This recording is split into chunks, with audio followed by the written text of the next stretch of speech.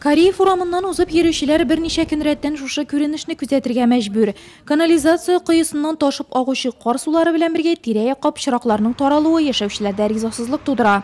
Как начинается весна, и постоянно вот такая безобразие, еще хуже бывает. Яз җитү белән шулай бездә. Кар сулары хәтта йорт подъездына керә башлый. Чүп-чар тирә-якка таралып ята. Чүп контейнерлары әле йорт янына, әле кибет тирәсенә урнаштырыла.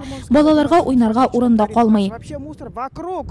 Тәртип саклау буенча терәк пункты белгечләре көн сайын диярлек төрле микрорайон территорияләрен бәяләп уза. Максатлары төзекләндерү кагыйдәләрен бозучыларны ачыклау. Сварился канализационный колодец. Монда канализация коесы тыгылган. 3 көн дәвамында юынтык сулар тирә-якка агып ята.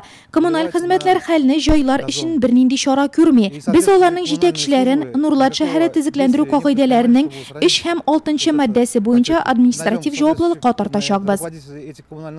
Рейд үзәк урамда дәвам итә. Шәхси йортлары белән яшәүчеләр дә әлегә тирә-якларын чистартырга ашыкмый. Каты көн күреш калдыклары гына түгел, таралып яткан төзелеш материалларына да үз маддәсе бар. По статье 3.6 по правилам благоустройства 3 һәм 6 маддә буенча физик затларга 2000-нән алып 3000 ярымга кадәр, вазифа биләүчеләргә 15-тән 30 мең сумга кадәр, юридик затларга 200 меңнән 500 мең сумга кадәр штраф салына. Ленинград урамында яшәүчеләр дә активлык күрсәтми булып чыкты. Территориядә чүп-чар аунап ятуның сәбәбен алар чүп контейнерларының яшәү урынын алыштыруда күрә. Мусорку тут, конечно, убрали, это очень плохо. Шүп савытын алулары бик начар. Без техникум янында торабыз, йөрергә ерак. Шүпне теләсә кая ыргыта башладылар. Нурлат аграр техникумы бинасы каршыннан алынган шүп савытлары 50 метрга эчкәрәк күчерелгән. Ара ераклыгы кагыйдә бозарга ярый дигән сүз түгел ди җаваплы предприятие.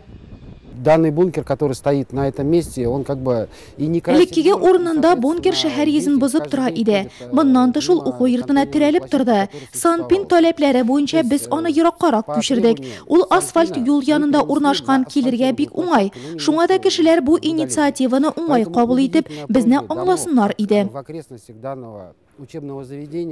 Нурлаттылар арасында шүп чыгару мәсьәләсендә уртак тел таба алмыйбыз әле дип дәвам итә сүзен предприятие җитәкчесе. Чисталыкка битараф яшәүчеләр белән социаль шелтәрләр аша көрәшә башлаганнар.